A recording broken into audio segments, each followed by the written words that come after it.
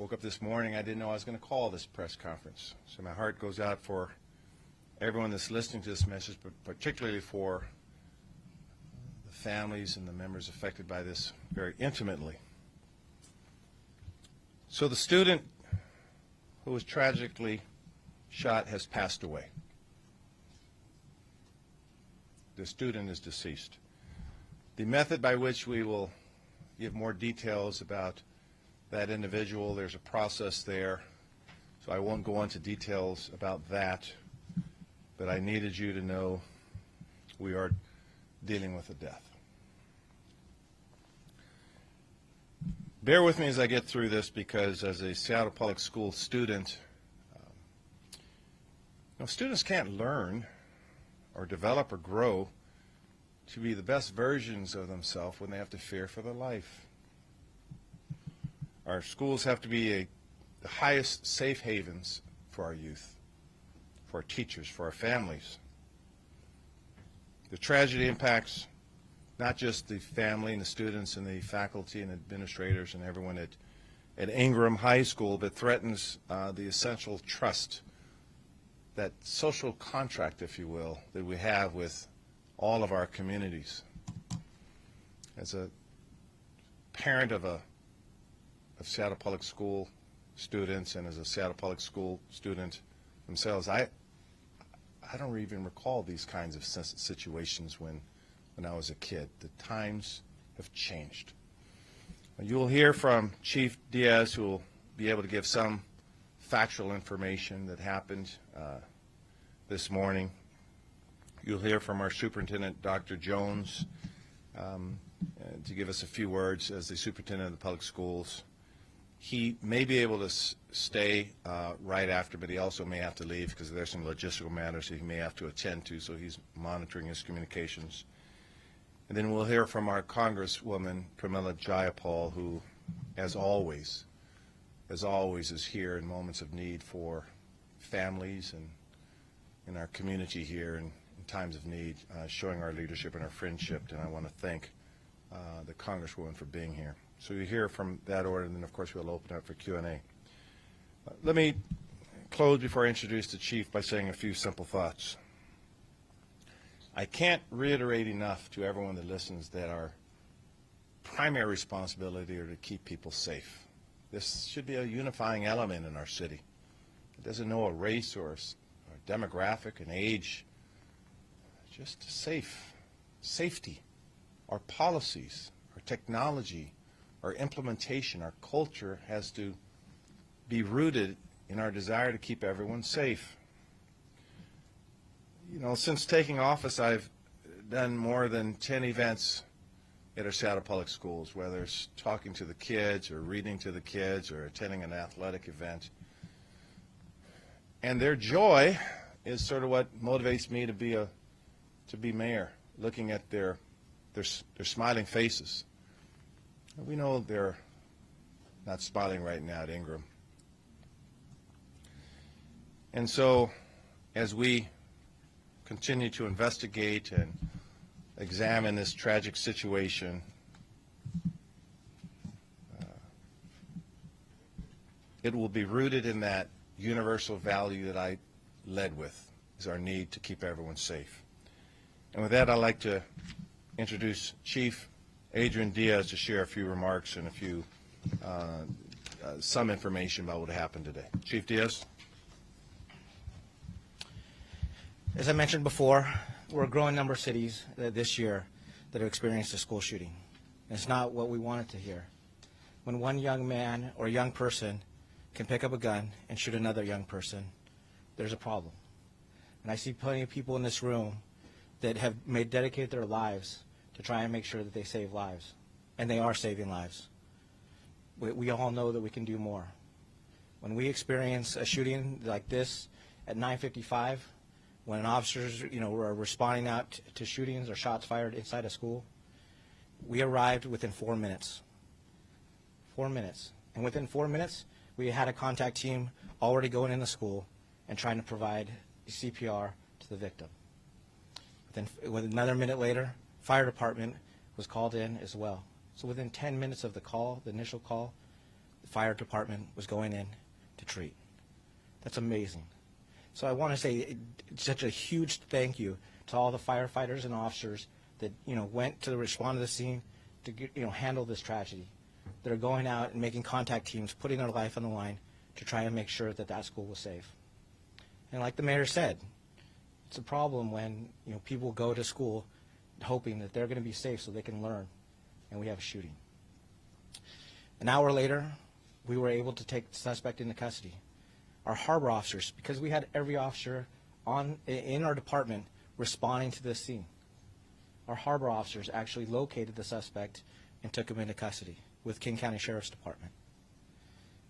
And we actually recovered a firearm. We don't know if that firearm is the one that was the firearm that was used in the school, but we did recover a firearm. This year we've recovered over 1,000 firearms. 1,000 firearms, and that is, that is unheard of. We actually, even though we've been short-staffed, we were recovering more firearms this year than when we had full staffing. We have a gun problem, and we have to figure out ways that we can figure out how to solve this issue. There are a lot of rumors, there are a lot of things that are coming out in social media about potential second suspects and all this kind of stuff. Right now, we cannot confirm any information. All we can say is that we are making sure that we interview every witness that we can find, that we identify all the reasons why this could have occurred, and then figuring out ways that we can prevent this from happening again. Because we do not want to continue to be part of a school or part of a city that has a young person picking up a gun and using it to hurt or harm others. We have two families that have been impacted. Somebody that is going to jail and somebody that has lost their life. So we know we can do better than this. And we know we asked for the community's assistance. We know that we need to make sure that we can support everybody in our community, that we can have our kids thrive. But it starts today. So thank you for being here, and I'll turn it back over to the mayor. Thank you, Chief. Before I introduce Dr. Jones, I'd like to say a few opening remarks. The superintendent was hired to do an extremely important job to get our kids educated. On the public safety side of the house, that is our responsibility as a city to work collaboratively with the superintendent. But at the end of the day, I don't think any superintendent in our country has said, and by the way, I'm going to run a public safety department to make sure our kids are safe. That would be too tall of an order for us to ask from any superintendent.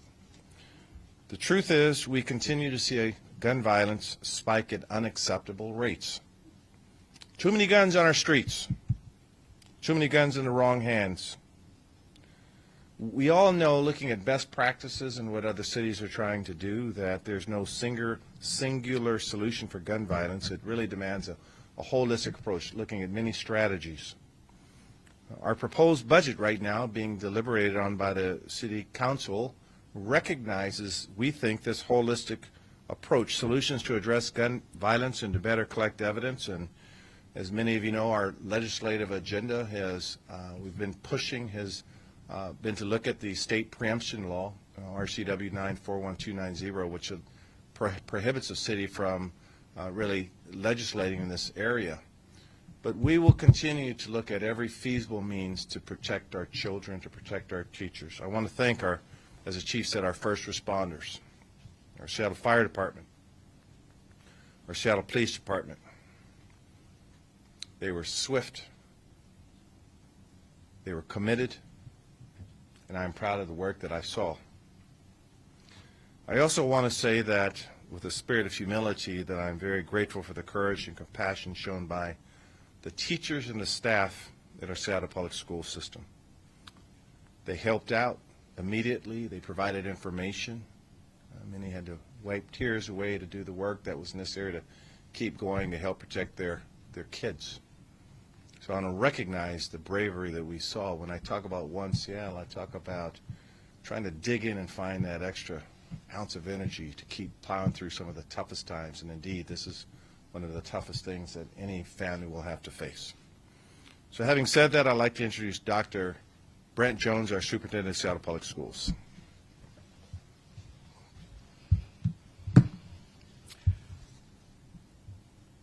This is a tough time for us in Seattle. As a superintendent, you never want to step into a podium to speak to something like this. This should be rare and not commonplace. A tragedy has struck our community today, and as the mayor talked about, this is one Seattle. It is up to us to figure out how we can prevent this. An Ingraham High School student was shot and killed this morning on campus in what was to believe to be a targeted attack. We have no reason to believe this was part of a bigger plan other than a targeted attack. There are two victims in this. As Mayor Harrell mentioned, we have a victim and we have another victim that's life will be disrupted as well. Our students are now being reunited with their families, but the Ingraham community probably won't be the same. We've suspended all activities for tomorrow and Thursday, and we'll give our adults, our teachers, our administrators, our school leaders an opportunity to get together and figure out how they can do the healing, how they can receive students and welcome them back to have a welcoming environment in light of what happened. Our collective hearts are broken as we think about the loss of one of our students. As a father, I can think of nothing worse than losing a child in this manner. The Seattle Police Department will do their work, and we will learn more details about what happened in the coming days. For now, my priority is to make sure the students and the families are safe. And to the parents, if you need help talking to your child about today's events, our health services team is available to you, and they will put information out to you in an email coming soon. I want to acknowledge the SPS families that your safety remains my focus, and I'll be working with Chief Diaz and the mayor and anyone else who wants to enroll in this endeavor to make our schools safer. I want to commend the responsiveness of the Ingraham team. They did wipe away the tears. They were there for the students as they walked through this very tragic scenario. I attended Ingraham today. I went and saw the families outside waiting to receive their students. I do not want to see that again. I witnessed staff grieving in real time. I don't want to see that again. We're going to work together as one Seattle to mitigate that. I urge us all to comfort each other, hold your loved ones close, and to think about what we can do, again, as one Seattle to mitigate this happening in the future. Thank you so much. Thank you, Dr. Jones, and we understand you may not be able to stay, but we thank you for being here. We're going to hear a few words from Congresswoman Pramila Jayapal, and if anyone's worked with or around the Congresswoman, you know that she doesn't run away from a tough battle. This is a tough day, and her leadership on the federal level and even her work as a community activist right here in Seattle speaks for itself, and so we are honored, absolutely honored that even during some of the toughest times, the toughest day in our administration, that she has graced us with her leadership and her voice. And with that, I introduce Congresswoman Pramila Jayapal. Thank you so much, Mayor Harrell. Thank you for your leadership and pulling people together. Thank you for the demonstrated leadership you have in making sure that our entire city is safe. And thank you for the team that we have assembled here, which is really the only way that we can get through these tough times. I want to also thank Chief Diaz and Seattle Police Department. You heard how quickly the police units responded. That is incredibly important in these moments. And all of the officers that are part of that response every single day. I want to thank the Seattle Fire Department. We have always had some of the best response times in the Seattle Fire Department with our medics. That goes back to many decades. We've been known for that. And that is really critical for saving lives and for securing the places where these things happen. I want to thank all of our medics. I want to thank Seattle Public Schools, Dr. Jones, for your leadership. This is going to be difficult for our educators. All of the people that work in these buildings with kids and often are the ones that have to pick up the pieces of every crisis that happens at home and in the schools. That is a lot of burden that we place on our educators to be that place where kids can feel the comfort and the love and the safety that they need. So I want our educators to know how much we are committed to providing the kinds of resources that will need to be provided to really address the multiple facets of a situation like this. Also, everybody that was on scene at Ingraham, I have a kid that went through Seattle Public Schools. I think so many of us are parents, guardians for kids who go into schools, and we send our kids off to school every morning believing that they're going to come home and believing that they are going to be safe, that they're not going to be hiding under desks, that they're not going to have to, even if they weren't the injured ones on the scene, they are injured emotionally from seeing this and from knowing that it could be them. And I'm grateful to everybody who has had to pick up the pieces at the school. This is a multifaceted problem. Yes, there are guns on the streets. We passed the first ever gun safety legislation in 30 years in Congress. But it wasn't sufficient. And even if cities take on the issue of guns, it is very difficult if somebody can bring guns in from somewhere else. You can't solve this just as a city, and so I recognize the work that we have to do at the federal level. We have put enormous amounts of money into mental health supports just in the last 2 years through our appropriations bills, through the American Rescue Plan, through many other pieces of legislation that we have passed. And the issue of mental health, and particularly with our young people, is a crisis in this country. Our Surgeon General has pointed that out. And just a couple of weeks ago, I did an incredible, moving roundtable with Children's Hospital and their youth mental health team about what is happening with our kids. 1 in 4 that is actively thinking about suicide.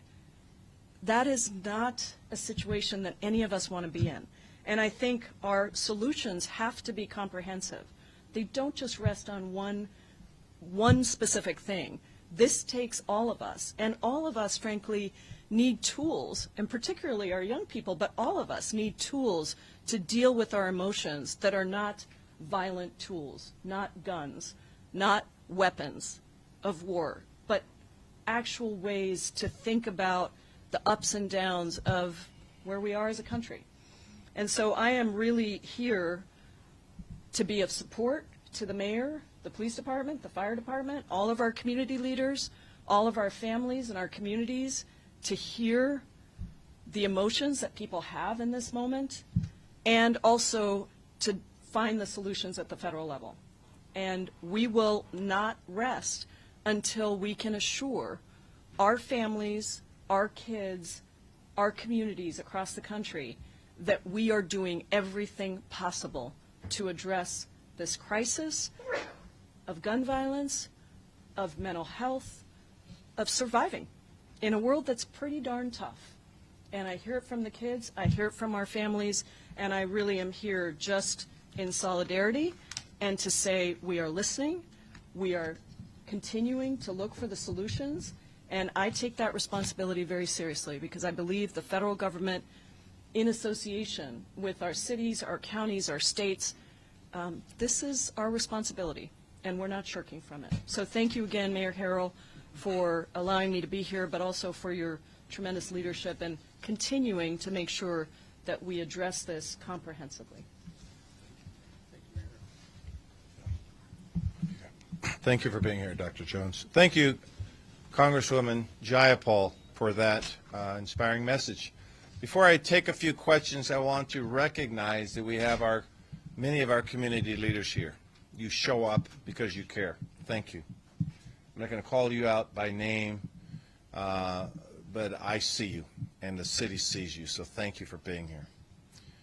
I also received calls from other members of the faith community and the business community and the philanthropic community and the educational community saying their hearts are with us and they want to continue to be part of the solution, and they just really wanted to express a moment of sympathy and empathy for the families and the victims and the educational community and for the city as we get through this together.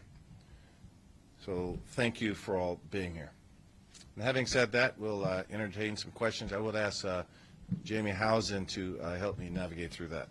Yeah, my question's for the chief. Can you provide details about how this happened, what led up to the shooting, how the victim and the suspect know each other?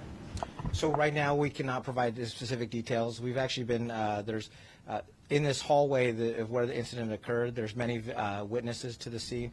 We got to make sure that we interview everybody to identify. We're looking at also video evidence as well to see what that encounter was, and then obviously to see what the previous interaction with those the two subjects are. Can you tell us about the suspect arrest? Was there more than one arrest? Are you looking for any more? And can you tell us, was that off 145th and Aurora? Any specifics? It was off of 145th at a bus stop off Aurora, and we did locate one subject in the backpack that the subject had. We did recover a firearm. Again, I don't know yet until we actually go through ballistics to determine whether that is the firearm that was used at the scene.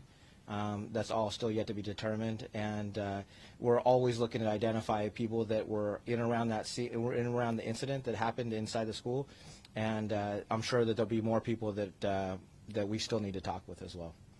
Was there a resource on campus at the time? Right now, we do not have school resource officers in the schools. We've also been, really short-staffed, and so being that we're short-staffed, we really have to make sure that we're dedicated to 911 responses. Chief, can you share ages or names for either the suspect or the victim, and can you clarify if the suspect was a student at the school? So not at this time. Part of that is we want to make sure that the family has notification, that all the family has notification for the victim. And right now we are working closely with the suspect's family as well. We are actually making contact at his residence as well, because not only was he at the 145th location where we made the arrest, but we also want to make sure that we're making contact with the residents as well. Is that the SWAT scene up north? Is that the current SWAT incident? Oh, I don't. So our SWAT team was at the residence, at a residence, I should say. But as far as the actual arrest, the arrest was actually done by a mixture of King County Sheriff's deputies as well as our Harbor unit. Chief, we heard that the victim was shot multiple times. Do you know whether or not that's true, or how many shots were fired in the hallway? I won't be right now. I won't clarify that. I think right now the victim, we work closely with the medical examiner to make sure that we've done a thorough check for our investigation. This is probably a better question for the superintendent, but Mayor, when he said that all activities have been suspended for tomorrow and Thursday, is that just Ingram or for the district? I don't know. I don't know. I don't know. You said you're looking at video. Do you know if this incident was on security camera? There is video in the school district, in the actual school, and so we are actually analyzing that video. So, Steve King is the Foxer team. We're hearing from some parents who only learn when their students, when their children reach out to them via text. What's policy on how the school district even responds to parents or notifies them in similar circumstances? Yeah, again, that's a good question. I don't know the school district's policy. I'm sort of taking mental notes of some of the questions, and so I will contact the superintendent and try to get you some information on how the district goes about their protocols. Would you consider finding more money for resource officers since they've not been in schools for so long? So I should make this clear, and that's a good question, that, and we've started these discussions even before today, that we believe some of the smartest and most effective solutions will come from the students themselves, from the district, working collaboratively with them. I've openly talked about a Seattle public school where my football coach was a police officer and officers were around, but we have to recognize that was a long time ago. And right now, listening to the students and looking at what they see around the country, that we are at a point where we're trying to build trust between the police department and our students. So we will continue to work with the students and the faculty and the teachers and the administrators on what true collaboration and community-based solutions look like, and that's why some of the community-based organizations that are here doing this important work will look like. So a school resource officer, officers around the campus interfacing with the students, all those are discussions that we will continue to have, and hopefully the solutions will result in a better Seattle and a better school district. Just to clarify one thing you said, Chief, you said that SPD has recovered 1,000 guns this year. That's citywide, right? Not just schools. That is citywide.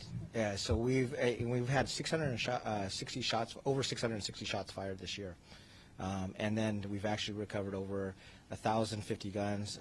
We're continuing, obviously, to recover more guns. Right now, we still have 3 months left. It is a growing concern, the amount of violence that we're seeing, the amount of shots fired.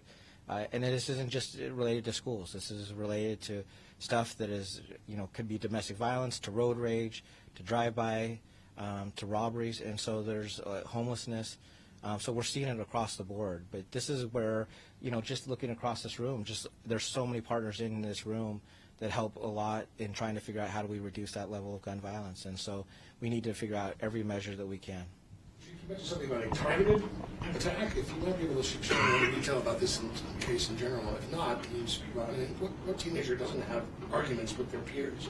Well, what are the signs that folks in the I think we just have to clarify that the school superintendent noted a targeted attack. For us, we still have an investigation to do.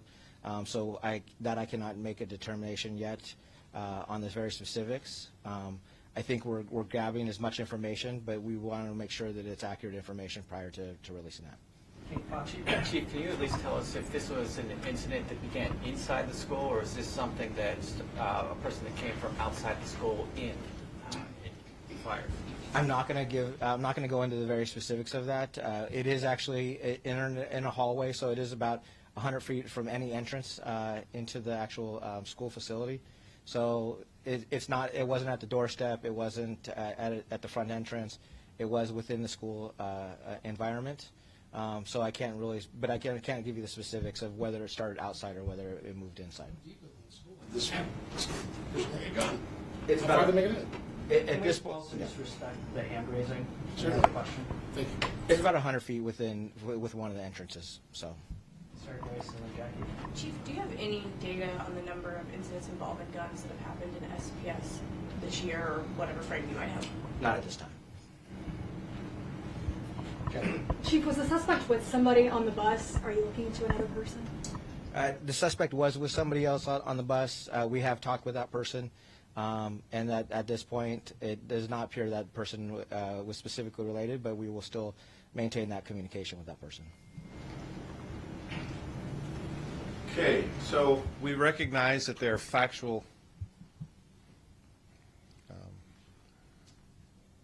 there are answers that still need to be answered. There are questions that need to be answered. We recognize that. I think you all know what I was trying to say. We will investigate. We will share information. We try to pride ourselves in our administrations just being as open and transparent as possible. We wanted to talk to the public and all of you as early as possible. Information is forthcoming. I want to thank all of the speakers for doing a very difficult press conference, but one that is essential to impress upon you that we are listening, we are acting, our hearts are in the right places, as will our policies and all of our actions. And we'll continue to look at the questions you've presented, and the answers will be forthcoming as we continue our investigation. Thank you very much. Everyone have a good day.